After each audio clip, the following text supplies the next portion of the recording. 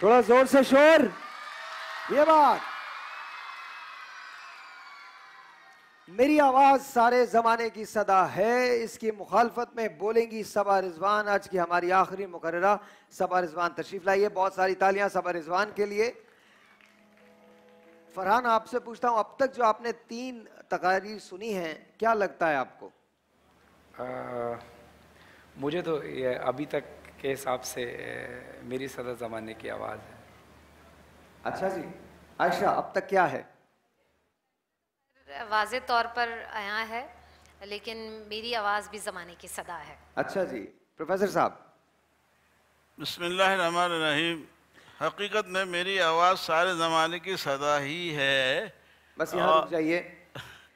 सबा रिजवान साहिबा, आपके पास एक आखिरी मौका है ये साबित करने के लिए कि मेरी आवाज़ ज़माने की सदा नहीं है। आपने मुखालफत में इसके दलाइल देना। यकीन जानिए, अगर ये मुझ पे बात आ जाए तो मैं शायद ये साबित करने में कामयाब हो सकता हूँ। उसके 2-3 रीजंस हैं, और जिसमें कुछ पर्दा नशीनों के नाम आएंगे, इसलिए मैं वो लूँगा नहीं। लेकिन बहरहाल आपके पास एक आखिरी मौका है, आप ये साबित कर सकें कि मेरी आवाज़ ज़माने की सदा नहीं है। करती क्या हैं आप? जी, क्या करती हैं? मैं डॉक्टर ऑफ फिजियोथेरेपी कर रही हूँ डाउ यूनिवर्सिटी से। डाउ यूनिवर्सिटी से। तकरीर का शौक है बहुत? जी। अगर आपको फिल्बदी कुछ दिया जाए तो बोल लेंगे? कोशिश कर सकती हूँ। अच्छा, क्या आप इस मौजू पे 30 सेकंड बोल सकती हैं, अगर मैं लड़का होती?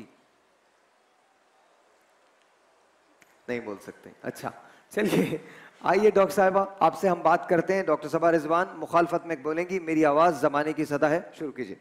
इज़्ज़ते नफ्स किसी शख्स की यहाँ महफूज नहीं, अब तो अपने ही निगहबानों से डर लगता है। डंके की चोट पे जालिम को बुरा कहती हूँ, मुझे सूली से न जिंदानों से डर लगता है। सदर अली वकार, आज की मौजूदा करारदाद मेरी आवाज़ सारे ज़माने की सदा है। मैं से मुराद इस मुमलिकत की 52% ख़वातीन, और मेरी आवाज़ से मुराद हम पर किए जाने वाला जुल्म और जबर। मैं आज भी उस माशरे से ताल्लुक़ रखती हूँ जहाँ औरत को कमतर और हकीर समझा जाता है, जहां हमारी आवाज़ को दबा दिया जाता है। तो क्या ये हमारी आवाज़ ज़माने की आवाज़ है? नहीं, बिल्कुल नहीं। मैं आफिया सिद्दीकी हूँ, जिसे रातों रात अमेरिका मुंतकिल कर दिया जाता है। बेशबहा मजालिम ढाए जाते हैं, खुद मजलूम होने के बाद भी जालिम होने का इल्ज़ाम सहना पड़ता है। मैं खतीजा सिद्दीकी हूँ, जिस पर दिन दहाड़े 23 चाकुओं के वार होते हैं। मैं दर दर ठोकरें खाती हूँ, इंसाफ की भीख मांगती हूँ, लेकिन इंसाफ नहीं मिलता। तो मंतकी एतबार से तो ये करारदाद इसी वक्त मुस्तरद की जाती है कि मेरी आवाज़ ज़माने की सदा है। अगर इस ऐवान में बैठा कोई एक शख्स भी उठकर ये कह दे कि मैं गलत हूँ, तो मैं यहाँ की बजाय वहाँ हूँ। सदर अली वकार, मैं उस मुमलिकत में रहती हूँ कि जहाँ मुझ पर जुल्म जबर दौरे जाहिलियत से हुआ। कभी जिंदा दफन कर दिया गया, कभी कुरान से शादी करा दी गई, कभी 2-4 किताबें पढ़ जाने के एवज जुल्म सितम सहना पड़ा। ये जो लोग कहते हैं कि मैं बराबरी का ज़माना है, अरे कैसी बराबरी, कहाँ की बराबरी। अगर मैं आज भी नौकरी करना चाहूँ या अपने घर की कफालत करना चाहूँ तो इस दरिंदा नुमा माशरे की भेंट चढ़ना पड़ता है। मैं इस कौम की हर वो बेटी हूँ कि जो चंद पैसे कमाने के लिए घर से निकलती है, उसकी इज़्ज़त व हुर्मत का सौदा होता है। मैं कंदील बलोच हूँ, जिसे इज़्ज़त व हुर्मत के नाम पर कत्ल कर दिया जाता है। मैं सारा रियाज हूँ, जिसे पसंद की शादी करने पर तेज़ाब से झुलसना पड़ता है। अरे मैं तो इस देहात की उफ मासूम 8 साला बच्ची हूँ, जिसे चंद पैसों के एवज 80 साला बूढ़े से शादी करनी पड़ती है। तो दिल से एक ही आवाज़ निकलती है कि मेरी आवाज़ ज़माने की सदा नहीं है, और एक ही शख्स को पुकारने का दिल करता है कि चोर लुटेरे कातिल सारे शहर के चौकीदार हुए हैं, हिर्स व हवस के मत वाले भी धरती के हकदार हुए हैं। कोई नहीं ये देखने वाला, कोई नहीं ये पूछने वाला, किन हाथों में सौंप गए तुम जान से प्यारा पाकिस्तान। कायदे आज़म आओ ज़रा तुम देखो अपना पाकिस्तान। ये वो मुल्क है कि जहाँ कभी औरत को कत्ल कर दिया जाता है तो कभी उसकी इज्जत से खेला जाता है। ये रुक जाइए, आप रुक जाइए, आपकी मेरी जंग हो जाएगी, रुक जाइए यहाँ पे। और आपने किस बात पे ताली बजाई? बंद करें म्यूजिक और उसको रेज कीजिए। किस बात पे ताली बजाई आपने? इस बात पे कि हमने कायदे आज़म को ललकारा है कि वो आके अपने पाकिस्तान को देखें। अफसोस है, और आप पे भी अफसोस है मुझे, sorry. I'm not going to stand here and take this. Why? आप में से किसकी इतनी हिम्मत है कि एक शख्स जिसने आपको पाकिस्तान दिया है, जिसने लाखों लोग शहीद करवाए, जब पाकिस्तान बन गया तो आप उसे ललकार रहे हैं? अगर लाइन नहीं बनाते तो हम खुद नहीं बनाते। कायद आज़म को ब्लेम करेंगे हम? रिश्वत देते हैं तो पहल हम करते हैं, कायद आज़म को ब्लेम करेंगे हम? भाई से भाई का कत्ल करते हैं तो हम करते हैं, कायद आज़म को ब्लेम करेंगे हम?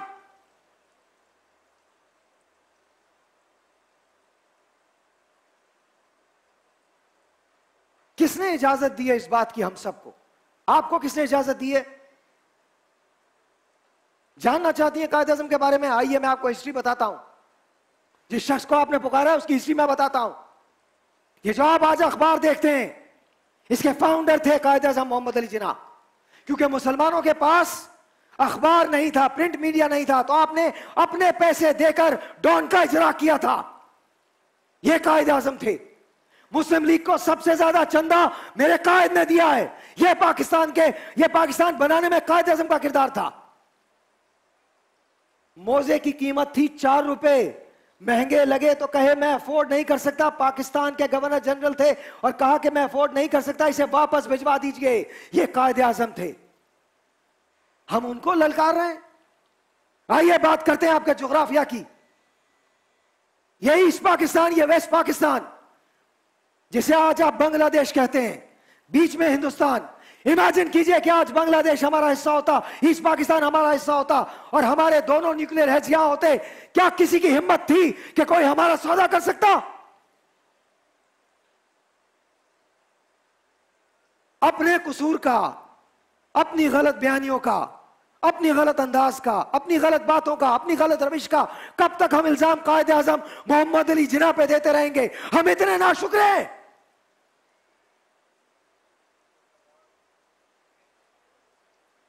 तो सोच के ताली बजाइए।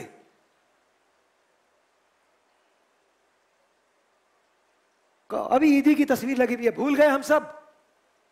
फिर मुश्किलात का शिकार है वो।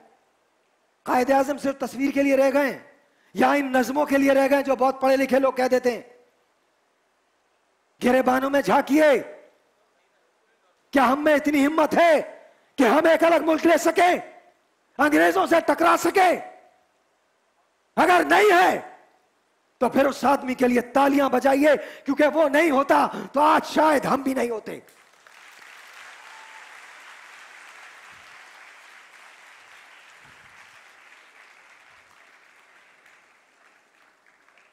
Nobody better dare talks about Muhammad Ali Jinnah like that.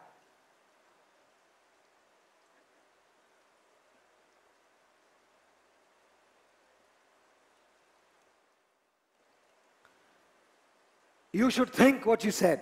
Sir, I said अगर वो होते तो ऐसा नहीं होता। प्लीज बैठिए और इस नज़म को पूरा पढ़िएगा जो आपने पढ़ी है। इस नज़म को पूरा पढ़िएगा। आई एम सॉरी, मुझे ऐसा नहीं करना चाहिए था, लेकिन मैं तंग आ गया हूं ये सारी बातें सुनते सुनते। जहां कहीं मसला आया कायद आज़म अल्लामा इकबाल को ब्लेम कर दिया। माफ कर दें मुझे यार, माफ कर दें। कोई जिम्मेदारी तो हमारी भी है।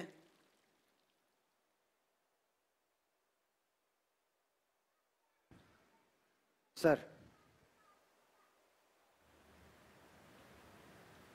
बिस्मिल्लाहिर्रहमानिर्रहीम। असल में मुकर्ररीन को पहले से ये बात जहन में रख लेनी चाहिए, कोई हिमायत में हो या मुखालफत में, कभी भी कोई जुमला पाकिस्तान के मोहसिनीन, इस्लाम और इस्लाम के मोहसिनीन के ख़िलाफ़ न जाए। आप अपने जज्बात को काबू में रख कर अक़ल से सोच कर बोलना चाहिए। कायद आज़म हमारे बाप हैं, बाबाए कौम हैं, उनके ख़िलाफ़ उनकी तौहीन हम कभी भी बर्दाश्त नहीं कर सकते। आप जज्बात में आकर अपनी तकरीर को मुअस्सर बनाने के लिए बाबाए कौम पर इस तरह के जुमले आपके लिए शायन शान नहीं था। लिहाजा हमारे साहिर भाई ने बहुत सही तस्हीह की है और आइंदा आने वाले मुकर्ररीन के लिए नसीहत होनी चाहिए कि अपनी गुफ्तगू को अपने काबू में रख कर होश व हवास में रहकर अपने आप को तकरीर के लिए आना चाहिए। इस तरह आज़ाद तकरीर से गुरेज करना चाहिए। लिहाजा मुझे बेहद अफसोस हुआ कि मुआफ़क़त में जो 2 तकरीरें हुई बज़ाहिर अच्छी हुई, लेकिन आखिर में आकर इन्होंने अपने उस दलील की बुनियाद पर, उस जुमले की बुनियाद पर सारे किए हुए पानी फेर दिया। अगर इन दोनों का अंदाज़ अच्छा था, गुफ्तगू का तरीक़ा अच्छा था, मवाद भी ला रहे थे, लेकिन ये जो जुमला जो है ये जहरीला जुमला था। आपको ऑन ईयर एक्सक्यूज़ करना चाहिए। मैं आपसे कहता हूँ आकर ऑन ईयर आप एक्सक्यूज़ कर लें। आई डोंट थिंक इनको रियलाइज़ हुआ, इनको रियलाइज़ बाद में हुआ है। बेटा एक बात समझा रहा हूँ आपको, इसको समझने की कोशिश कीजिएगा। आई एम सॉरी, मैंने भी गलती की कि मैं जज्बात में आया, मैं आपसे अपोलोजाइज़ करता हूँ, हम्बली आई अपोलोजाइज़।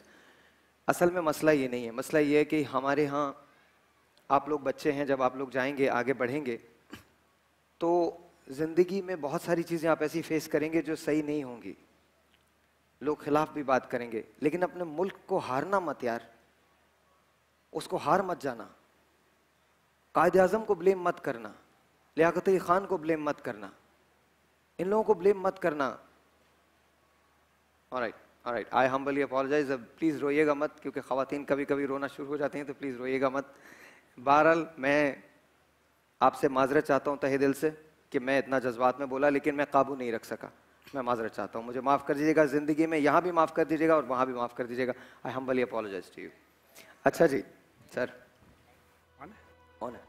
मैं एक बात कहना चाहता हूँ।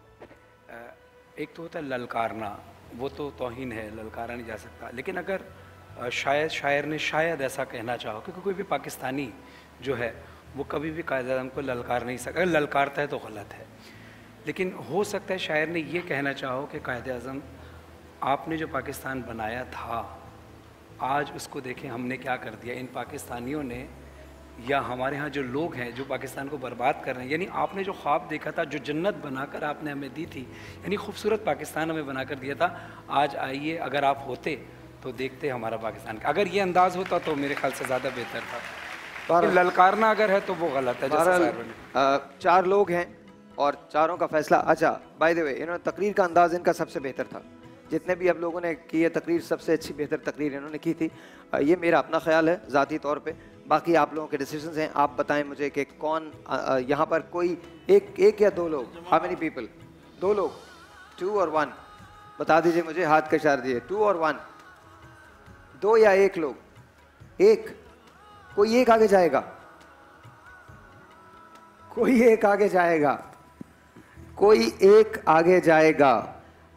जो आखिर में तकरीर हुई है, सिवाय उस बात को निकाल के बाकी ये तकरीर बहुत उम्दा थी, तो आप पूरे मार्क्स देंगे। तकरीर आपकी बहुत अच्छी थी, इसमें कोई शक नहीं है। हम गलत बात करेंगे अगर हम ये कहें कि आपका अंदाज बहुत अच्छा था, बहुत खूबसूरत था। तो अब देखते हैं कि आगे कौन जाता है। Let's see. अभी आप नाम मुझे बताएंगे नाम, ठीक है?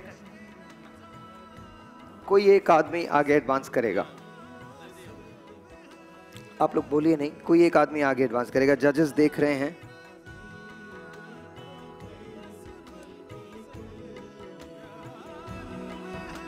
सबसे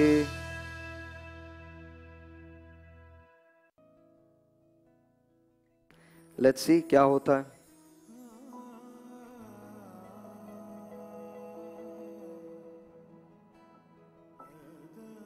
आयशा मुझे बता दीजिए।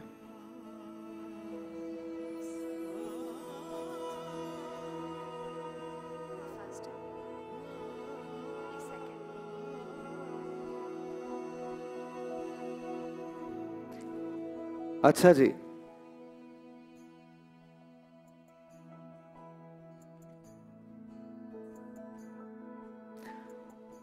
राहिमा आप आगे आ जाइए और आगे आइए। सबा रिजवान साहिबा आप भी आगे आ जाइए।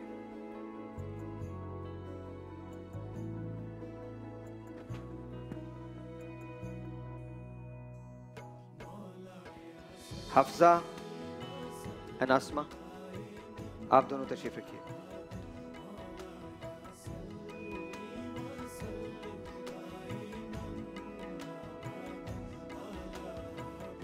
अस्मा क्या लगता है आपको, आपने अच्छी की थी तकरीर? आए।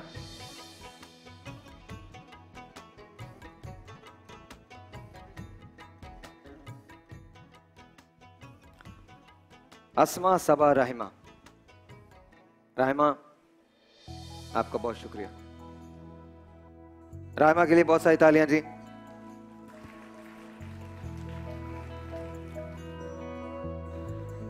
अब आ गया है मुकाबला सबा का एंड अस्मा का। क्या लगता है सबा, क्या कहती हैं आप? पहले अस्मा आप बताइए, आप क्या कहती हैं? जजेस ने जो फैसला किया होगा बेहतर किया होगा। आप पर्स लेके कहीं जाना चाहती हैं? नहीं वो अच्छा, सॉरी। okay. सबा को दीजिए जी। सबा क्या कहती हैं? मैं चाहूंगी कि मैं एंड में अपनी वो नज़म कंप्लीट करूं ताकि उसका जो असल मायने है वो भी सामने। बाद में कीजिएगा अगर चांस मिले तो, अगर चांस नहीं मिलेगा तो नहीं कर सकते।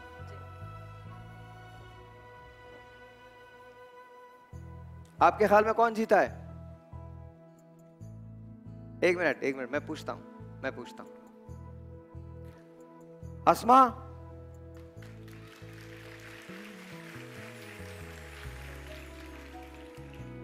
सबा,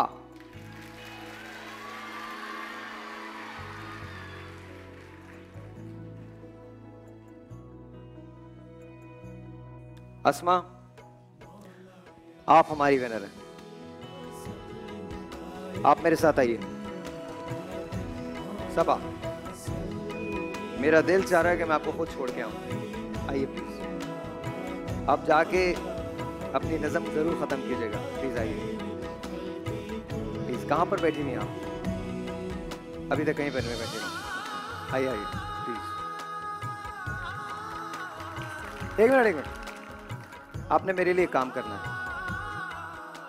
वहां जाना है, वो जो खातून है जो उसमें बैठी हुई है, यही जो इधर उधर देख रही हैं, वहां जाना है और जाके खड़े होना है। कैमरा आप पे होगा और आपने सिर्फ ऐसे करना है। You are advancing to the next level.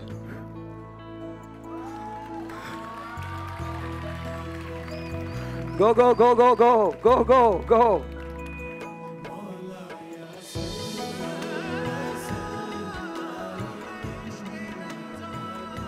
There you go, that's it.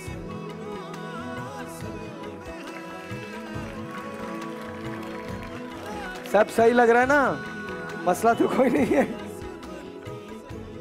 Alright ji, alright. बहुत बहुत शुक्रिया। Thank you Asma and thank you Saba. आप लोग एडवांस कर रहे हैं अगले फाइनल की तरफ, अगले राउंड की तरफ। हमारे पास जुल्फकार साहब हैं। जुल्फकार साहब सर, अगर कुछ अता हो सके तो प्लीज। एक ब्रेक है, चले मुझे एक ब्रेक लेने थे। ब्रेक से आने के बाद इंशाल्लाह छोटा सा एक ब्रेक है जी। आपसे मिलते हैं ब्रेक के बाद। Will be right back. Very very very good evening to you.